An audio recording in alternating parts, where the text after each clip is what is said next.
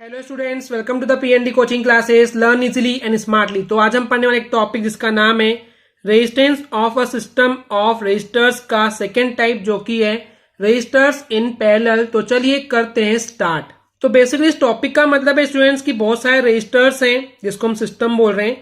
तो रेजिस्टर का सिस्टम है या बहुत सारे रेजिस्टर्स जो हैं उनका टोटल रेजिस्टेंस कितना होगा जब हम उन रेजिस्टर्स को पैरेलल वे से कनेक्ट कर रहे हैं। तो इस सिस्टम में करते क्या है स्टूडेंट्स, हमारे पास दो या दो से ज्यादा रेजिस्टर्स होते हैं जिनको हम कनेक्ट करते हैं साइमल्टेनियसली एक साथ। इसको हम बोल सकते हैं कि हम पैरेलल कनेक्ट करते हैं दो पॉइंट्स के बीच में।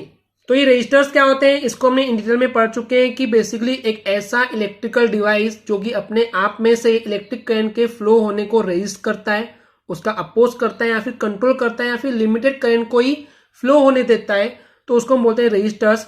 तो अगर इन रेजिस्टर्स को जो कि हम दो या दो से ज्यादा ले रहे हैं, अगर हम इनको पैरेलल कनेक्ट करते हैं दो पॉइंट्स में, तो टोटल रेजिस्टेंस कितना होगा इसी को हमको यहाँ पे फाइंड करना है। डायग्राम में देखते हैं। तो बेसिकली स्टूडेंट्स आप यहाँ देख सकते हैं ये हमारे पास एक इलेक्ट्रिक सर्किट है जहां पे हमने तीन अलग अलग रेजिस्टर्स को इस तरीके से पैरेलल वे से कनेक्ट किया है। आपको पता ही होगा कि पैरेलल लाइंस कैसे होती है, इस तरीके से एक दूसरे से पैरेलल होती है।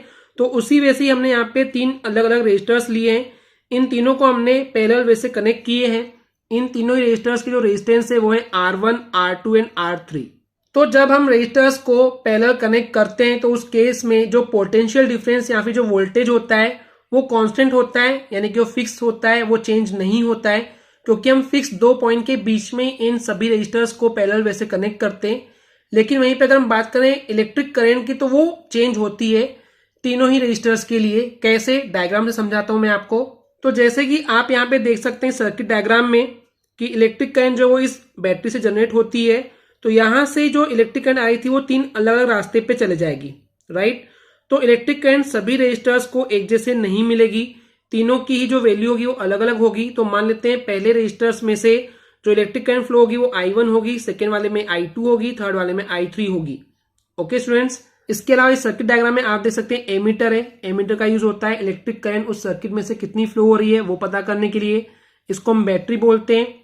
और यह है स्विच या जिसको आप बोलते हैं की, जिससे हम इस सर्किट में इलेक्ट्रिक करंट के फ्लो को on off, switch on switch off कर सकते हैं। तो हमको यहाँ पे पता करना है कि अगर टोटल जो रेजिस्टेंस है वो तीनों ही रेजिस्टर्स का मिलाकर कितना होगा, तो उसके लिए हम ओम्स लॉ की हेल्प लेंगे।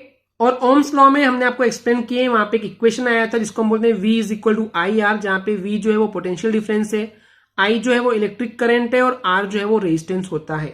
अगर आपने हमारी ओम्स लॉ वाली वीडियो नहीं देखे तो पहले वो आपको देखनी चाहिए, वहीं से हमको ये इक्वेशन मिला था V is equal to IR।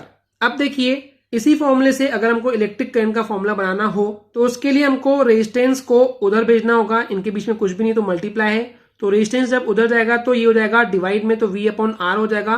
तो इस तरीके से electric current capital I is equal to हो जाएगा V अपॉन R, यानी कि पोटेंशियल डिफरेंस अपॉन रेजिस्टेंस। तो जैसे कि हमने देखे यहाँ पे जो इलेक्ट्रिक करंट थी वो तीनों ही रेजिस्टर से अलग अलग जा रही, तो उस केस में इसी फॉर्मूले का यूज करेंगे हम और पता करेंगे। तो हो जाएगा I1 is equal to potential difference जो है वो सभी के लिए सेम है, कांस्टेंट है, तो वो V ही रहेगा।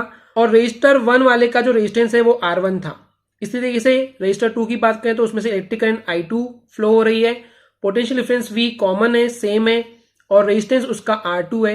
रजिस्टर 3 की बात करते हैं तो उसमें से इलेक्ट्रिक करंट I3 फ्लो होगी, उसका पोटेंशियल डिफरेंस सेम रहेगा और जो रेजिस्टेंस है वो R3 है।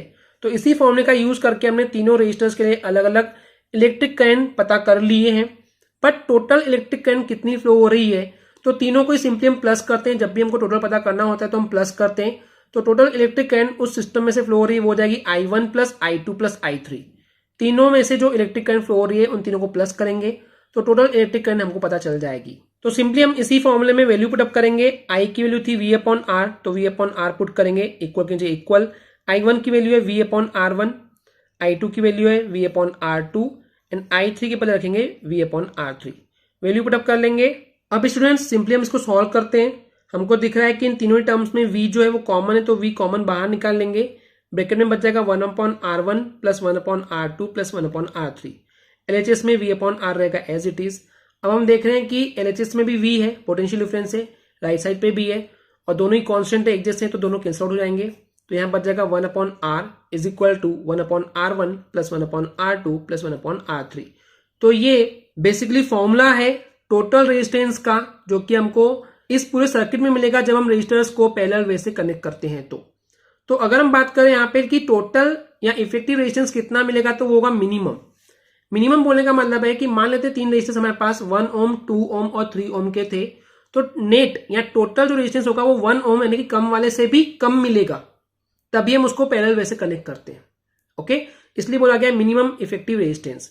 तो आपको ये एक चीज पता हो जाना चाहिए, जब हमको रेजिस्टेंस ज्यादा चाहिए तो हम उन रेजिस्टर्स को सीरीज में, सीक्वेंस में अरेंज करते हैं, लेकिन अगर हमको रेजिस्टेंस कम चाहिए तो उन रेजिस्टर्स को पैरेलल वे से कनेक्ट करते हैं, तो हमको मिनिमम इफेक्टिव रेजिस्टेंस मिलता है।